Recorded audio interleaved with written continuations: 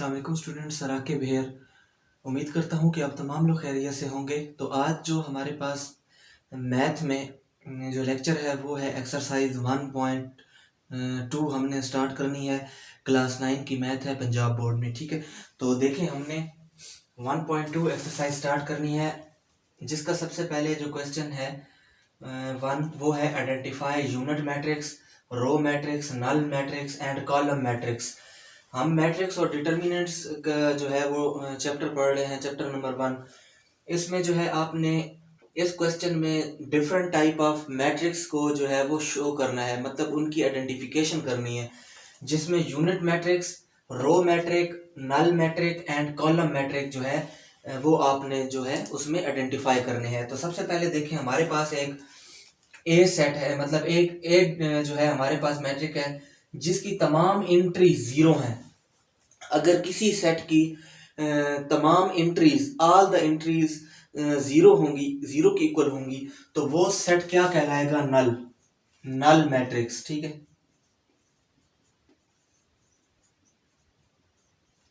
वो null matrix कहलाएंगे, ठीक है। वो वाले सेट जो जिनकी तमाम एंट्रीज, अब ये सिंगल है तो मैट्रिक्स, और अगर ज्यादा हो तो फिर मैट्रिक्स होता है। अब क्या होता है कि जो मैट्रिक्स जिसकी तमाम एंट्री जीरो होती हैं वो नल मैट्रिक्स कहलाता है। फिर एक ऐसा मैट्रिक जिसमें सिर्फ एक रो हो, देखिए मैंने आपको पहले बताया था, रो वो हॉरिजेंटल लाइन को कहते हैं, ठीक है। हॉरिजेंटल लाइन को क्या कहते हैं? रो कहते हैं। तो अब ये हॉरिजेंटल लाइन की शेप में है, तो और है भी सिर्फ एक रो, तो इसको आप क्या कहेंगे? Row matrix. क्या कहेंगे? Row matrix.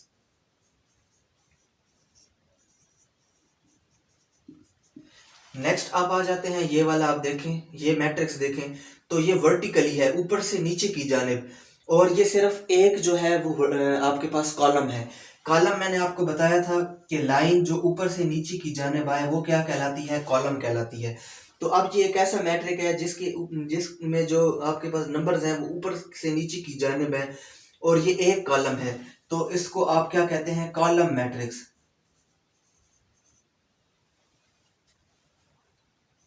कॉलम मैट्रिक्स, क्योंकि हमने डिफरेंट मैट्रिक्स की जो है आइडेंटिफिकेशन करनी थी, उनकी पहचान करनी थी, तो इस तरह जो है हम पहचान। अब ये हमारे पास जो डी है आपके पास मैट्रिक्स, इसमें देखें, एक यहाँ पर आप बात याद रखें कि ये और ये चीज, ठीक है। मतलब कि अगर आप इसको नंबर दे लेना 1 2 3 और 4, तो एक ऐसा मैट्रिक्स जिसकी 1 और 4 जो है वो 1 1 उधर प्रेजेंट हो, मतलब इनको डायगोनल्स कहते हैं, ठीक है।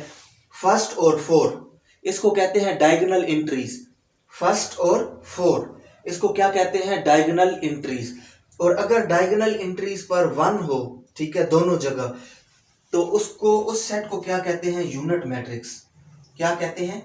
Unit matrix. कोई भी सेट हो, अगर कोई भी आपके पास कोई भी मैट्रिक्स हो, तो अगर उसका यहां पर और यहां पर, ठीक है, 1 और 4 पोजीशन पर, या डायगोनल एंट्रीज 1 के इक्वल हो, तो उसको आप यूनिट मैट्रिक्स कहते हैं। लेकिन उसमें एक आपके पास शर्त यह है कि जो नॉन डायगोनल एंट्रीज हैं जैसे 2 और 3, ये जीरो होनी चाहिए। ये क्या होनी चाहिए? जीरो। तो फिर हम इसको कहते हैं यूनिट मैट्रिक्स। तो अब आपको समझ आ गया होगा ये चीज।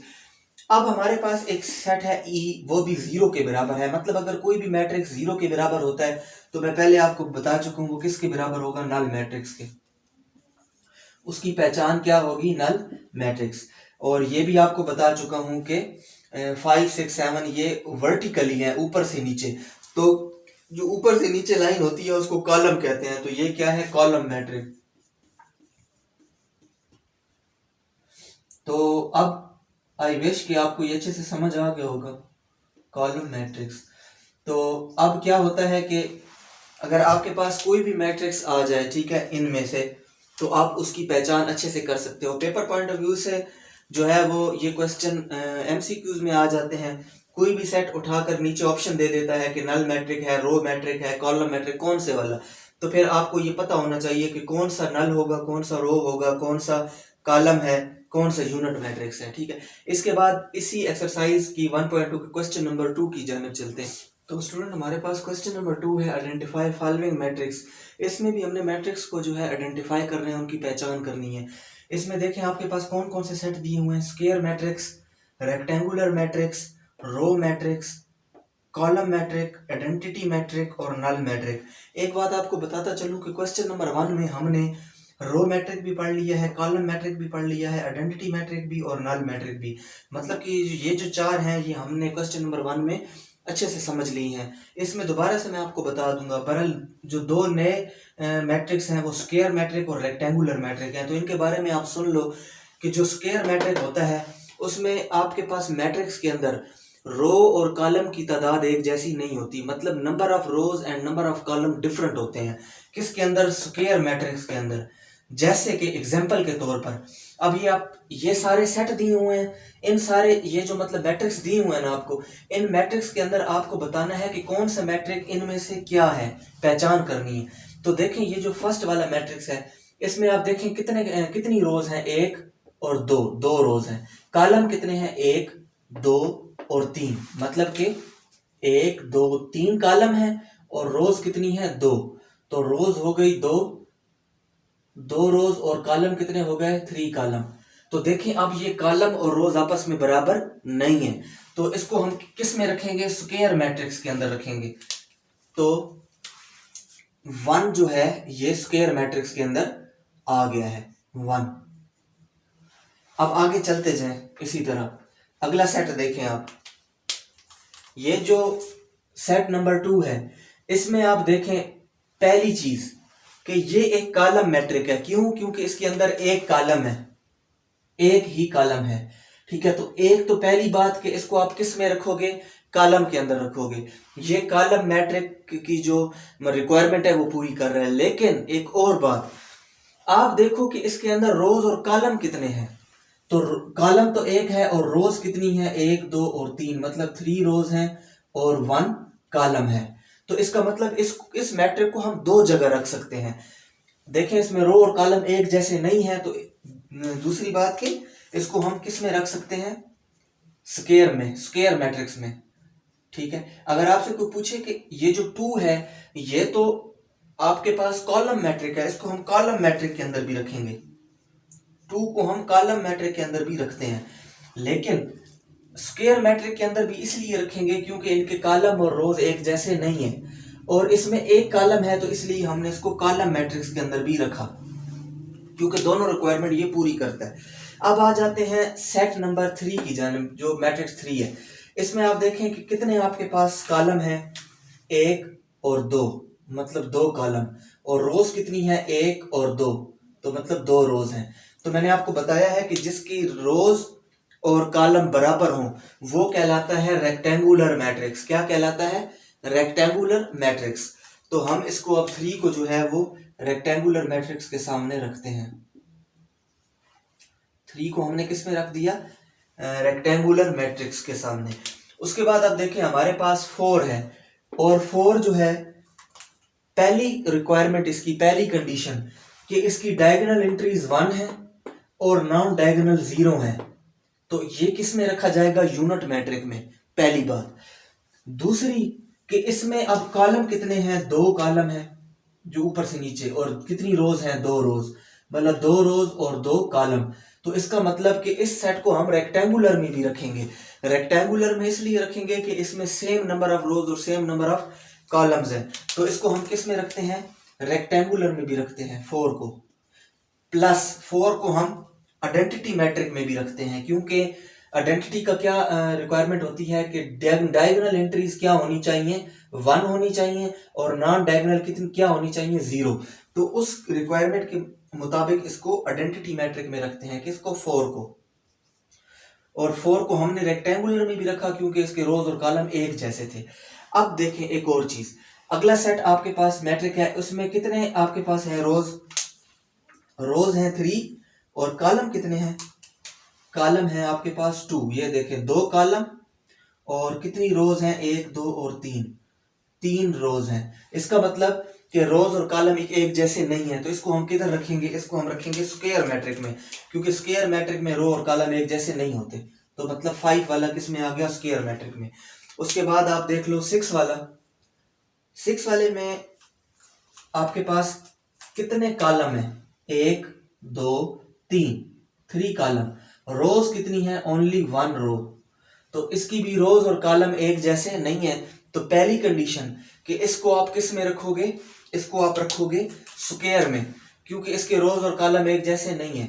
तो हम 6 को जो है वो स्क्वायर में रखते हैं। लेकिन एक और बात कि अब इसमें सिर्फ एक कॉलम है, एक कॉलम, तो इसको कॉलम मैट्रिक में भी रखेंगे। जब किसी मैट्रिक के अंदर एक रो आ जाए तो उसको रो मैट्रिक में रखते हैं, जिस तरह इसको रखा था। और अगर किसी मैट्रिक के अंदर एक ही कॉलम आ जाए, ठीक है, ये रो आ गई और ये कॉलम, तो इसको कॉलम मैट्रिक में रखेंगे। और इसके अंदर एक रो है तो इसको रो मैट्रिक में रखेंगे। तो अब ये जो है आपके पास 6, इसको हम रो मैट्रिक में भी रखते हैं। उसके बाद हमारे पास सेट आया है 7। 7 जो है आप इसमें देखें कि इसमें कॉलम कितने हैं, ओनली 1 कॉलम, और रोज कितनी है, 3 रोज। तो सिंपली आप इसको किस में रखें, स्क्वायर मैट्रिक में, क्योंकि स्क्वायर मैट्रिक जो है वो एक जैसे नहीं होते, रोज और कॉलम एक जैसे नहीं होते स्क्वायर मैट्रिक के। अब आ जाते हैं 8 पर। 8 में देखें कितने कॉलम है, 1 2 3, 3 कॉलम। रोज कितनी है, 1 2 3, तो 3 रोज। तो ये क्या है, रोज और कॉलम बराबर हो तो उसको हम किस में रखते हैं, रेक्टेंगुलर मैट्रिक में। तो ये जो है आपके पास 8 जो है वो रेक्टेंगुलर मैट्रिक में आएगा। उसके बाद नंबर 9 है, जिसमें देखिए ऑल एंटिटीज क्या है, 0 है। ऑल एंटिटी 0, तो जिसमें ऑल एंटिटी 0 हो उसको हम किस में रखते हैं, नल मैट्रिक्स में। किसके अंदर, नल, मतलब 9 वाला जो है वो किस में आएगा, नल मैट्रिक्स के अंदर आएगा। अच्छा, इधर एक और बात, एक और मैं यहाँ हटा दो। एक और बात ये कि आपने इसमें भी दूसरी कंडीशन देखनी है कि कॉलम कितने हैं और रोज कितनी है। तो इसमें 2 कॉलम हैं और 3 रोज हैं। तो मतलब हम इसको भी किस में रख सकते हैं, इसको हम स्क्वायर में रख सकते हैं, ठीक है, क्योंकि इसके नंबर ऑफ रोज और कॉलम एक जैसे नहीं है। स्क्वायर मैट्रिक इसलिए भी ज्यादा है कि जो स्क्वायर मैट्रिक की कंडीशन है ना कि नंबर ऑफ रोज और कॉलम इक्वल नहीं होंगे, वो देखें आप, column matrix, identity matrix, even null matrix, row matrix, कोई भी मैट्रिक हो सकता है। सेपरेटली तो उसकी कंडीशन वो है, लेकिन वो स्क्वायर मैट्रिक भी हो सकता है, ठीक है। सिर्फ एक कंडीशन ये होती है कि जब रोज और कॉलम बराबर हो, 2 2 हो या 3 3 हो, बराबर हो, तो उनको हम रेक्टेंगुलर में रखते हैं, ठीक है। लेकिन इसके अलावा जितनी भी कंडीशंस आती हैं उनमें सेट नाम के लिहाज से तो और भी हो सकते हैं, रो भी हो सकता है, कॉलम भी, आइडेंटिटी भी, हमने देखा। लेकिन यही सेट हमने देखा कि स्क्वायर में भी आ रहे हैं। और स्क्वायर में क्यों आए, क्योंकि इनके नंबर ऑफ रोज और कॉलम जो है वो अलग अलग थे, ठीक है। तो ये चीज आपने जो है अच्छे से समझ लेनी है। तो ये आपके पास क्वेश्चन नंबर जो है वो 2 था, क्वेश्चन नंबर 2 था एक्सरसाइज 1.2 का। अब क्वेश्चन नंबर 3 जो है वो मैं नेक्स्ट लेक्चर में करा दूंगा, ताकि ये जो लेक्चर है वो ज़्यादा लंबा भी ना हो जाए, ठीक है। तो आप जो है अपना ख्याल रखिएगा, जल्द नेक्स्ट टॉपिक के साथ हाजिर होते हैं। तब तक के लिए मुझे इजाज़त दें। अल्लाह हाफ़िज़।